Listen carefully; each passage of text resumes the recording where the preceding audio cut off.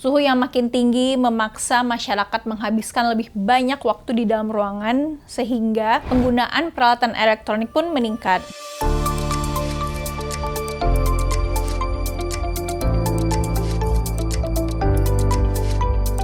Kalau kita hidup di wilayah metropolitan seperti Jakarta, perubahan cuaca itu benar-benar terasa. Dulu itu kita bisa memprediksi kapan musim hujan dan kemarau terjadi. Namun sekarang tuh hujan deras bisa terjadi musim kemarau, begitu juga sebaliknya. Perubahan ini tuh berkaitan dengan meningkatnya suhu Indonesia dalam kurun 20-30 tahun terakhir. Dan salah satu penyebabnya adalah emisi dari pembakaran energi fosil. Nah, hingga hari ini sekitar 85% energi domestik yang kita gunakan masih berasal dari sumber energi fosil. Mulai dari energi listrik, bahan bakar kendaraan, sampai dengan api untuk memasak. Jadi semakin besar konsumsi energi fosil, semakin besar pula emisi yang dilepaskan ke udara. Nah, emisi ini tidak hanya memperburuk polusi udara, tapi juga mempercepat perubahan iklim. Jadi, ketika kita bicara cuaca yang makin gak menentu, kita sebenarnya sedang membicarakan dampak dari kebiasaan konsumsi energi kita sehari-hari.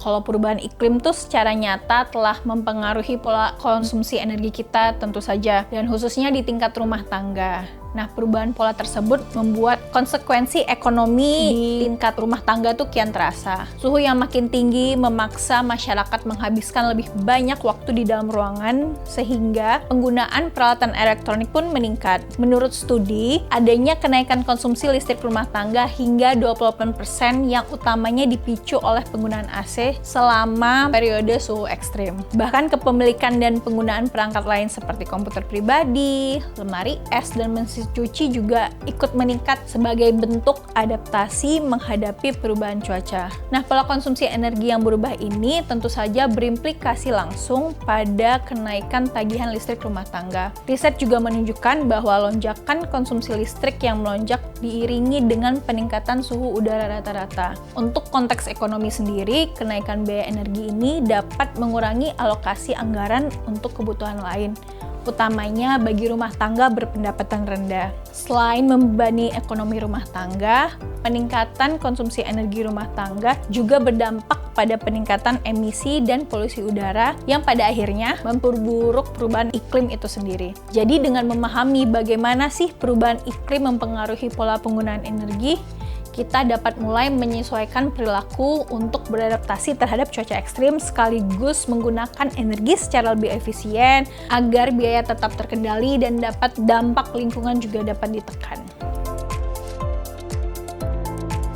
Jadi menurut PBB, energi bersih atau energi terbarukan adalah energi yang berasal dari sumber alam yang melimpah, tidak habis, dan tersebar luas di berbagai wilayah dunia. Nah, energi bersih sendiri menghasilkan emisi yang sangat rendah atau hampir nol serta tanpa menimbulkan kerusakan lingkungan. Jadi, karena itu energi bersih sama dengan energi terbarukan seperti angin, surya, panas bumi, dan juga biomasa. Berbeda dengan energi bersih, energi fosil yang dekat dengan kita di kehidupan sehari-hari seperti batu bara, minyak bumi, dan gas alam merupakan energi tak terbarukan karena memang jumlahnya terbatas di bumi ini. Serta menurut International Energy Agency, energi fosil juga menjadi penyumbang terbesar emisi gas rumah kaca dan polusi udara di dunia. Nah, energi bersih ini tentu saja memiliki banyak manfaat. Pertama, mengurangi emisi yang memperburuk perubahan iklim dan polusi. Kedua, lebih hemat biaya dalam jangka panjang. Misalnya, kalau kita pakai solar panel gitu dapat menurunkan tagihan listrik secara berkala. Dan yang ketiga, energi bersih juga menciptakan lapangan kerja baru dalam pengembangan teknologi terbarukan. Dan yang terakhir, sumber energinya tersedia gratis nih di alam dan di berbagai penjuru dunia. Nah, jadi pada gambar ini terlihat bagaimana panel surya dapat diterapkan mulai dari skala rumah tangga hingga industri.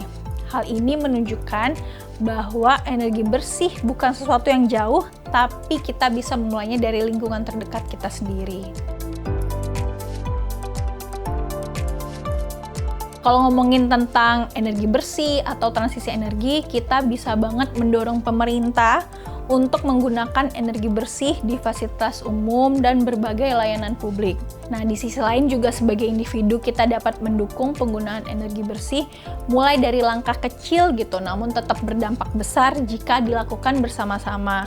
Pertama, mungkin bisa menerapkan perilaku penghematan energi, misalnya mematikan alat elektronik yang tidak digunakan, mengatur suhu AC sesuai kebutuhan, dan mengurangi penggunaan listrik atau mungkin bahan bakar secara berkala dengan naik transportasi umum. Dan yang kedua, mulai memperbaiki efisiensi energi di rumah dengan cara mengganti peralatan rumah tangga dengan model yang lebih hemat energi. Jadi barang elektronik yang udah tua mungkin bisa diganti dengan barang elektronik yang lebih hemat energi, dan juga memilih produk yang tahan lama dan rendah jejak karbonnya. Dan ketiga, jika memungkinkan nih, mulai mempertimbangkan penggunaan energi terbarukan skala kecil seperti solar panel untuk kebutuhan dasar. Karena di banyak wilayah Indonesia, khususnya di daerah 3T, panel surya itu menjadi solusi energi bersih dan pemerataan akses listrik sekaligus. Jadi, transisi energi yang adil hanya terwujud jika pemerintah dan masyarakat bergerak bersama. Oleh karena itu, kita perlu mendorong pemerintah memastikan energi bersih tersedia dan juga terjangkau. Sambil kita juga sebagai individu bisa memulai perubahan dari diri sendiri dan lingkungan terdekat agar adopsinya makin meluas. Jadi semuanya mari berperan sekecil apapun untuk mempercepat hadirnya energi yang bersih, adil, dan berkelanjutan.